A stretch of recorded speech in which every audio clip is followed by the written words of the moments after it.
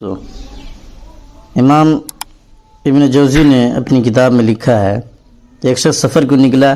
راستہ میں اس نے کسی جگہ ایک قبہ نما گھر دیکھا جو بہت ہی خوبصورت تھا، اور معلوم ہوتا تھا کہ اس کی تعمیر بڑے سلیقہ سے کی گئی ہے۔ اس قبہ پر عبارت کندہ تھی،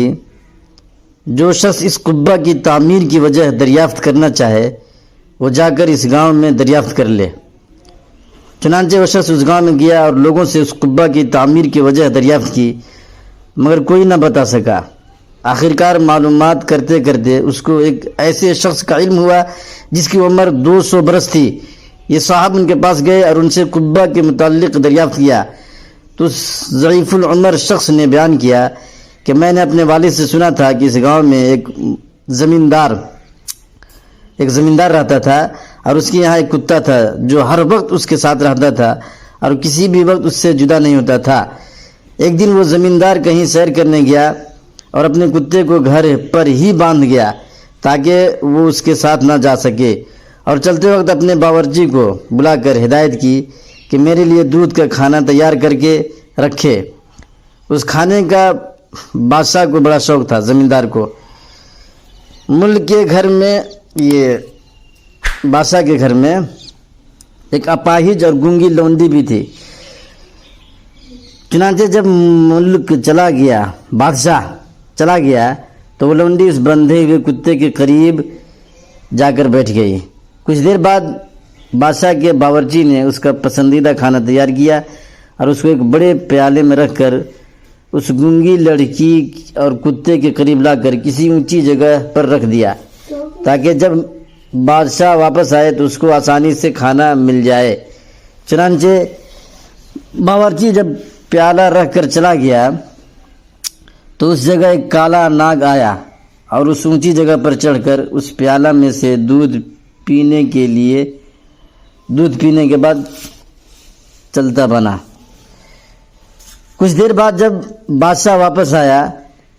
اور اس نے اپنا پسندیدہ کھانا پیالہ میں تیار رکھا ہوا دیکھا تو پیالہ اٹھا لیا، اور جیسے ہی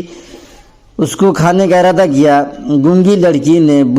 بڑے زور سے تالی بجائی اور ساتھ ساتھ بادشاہ کو ہاتھ کے اشارہ سے بھی کہا کہ وہ اس کھانا کو نہ کھائے، مگر بادشاہ گونگی کی بات نہ سمجھ سکا اور ایک نظر گونگی کو دیکھ کر پھر پیالہ کی طرف متوجہ ہوا اور اس میں کھانے کے لیے ہاتھ ڈالا کہ اتنے میں کتا بہت زور سے بھونکا اور مسلسل بھونکتا رہا اور جوش میں اپنی زنجیر بھی توڑنے کی کوشش کرنے لگا۔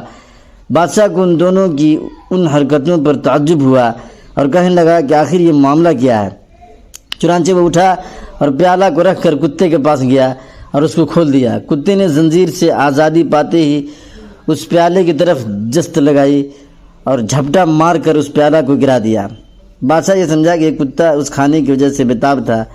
اور یہ کہ اس نے اس کا پسندیدہ کھانا گرا دیا، اس وجہ سے اس کو غصہ آ گیا اور اس نے تبر اٹھا کر کتے کو مارا۔ کتے نے جب دیکھا کہ ابھی بھی پیالہ میں کچھ دودھ باقی ہے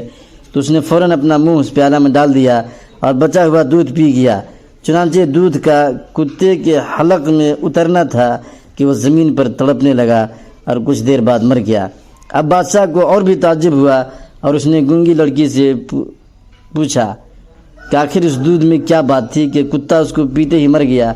گونگی نے اشاروں سے بادشاہ کو سمجھایا کہ اس دودھ میں سے ایک کالا ناگ کچھ دودھ پی چکا ہے،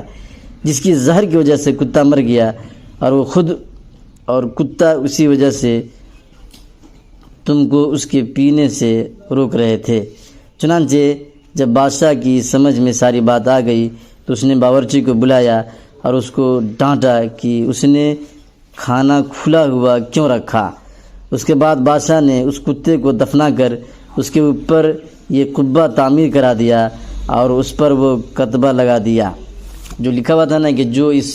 قبہ کے بارے میں گنبد کے نام مکان بنایا ہے، اس کے بارے میں جس کو بھی معلوم کرنا ہو اس گاؤں میں رہنے والے لوگوں سے معلوم کر لے۔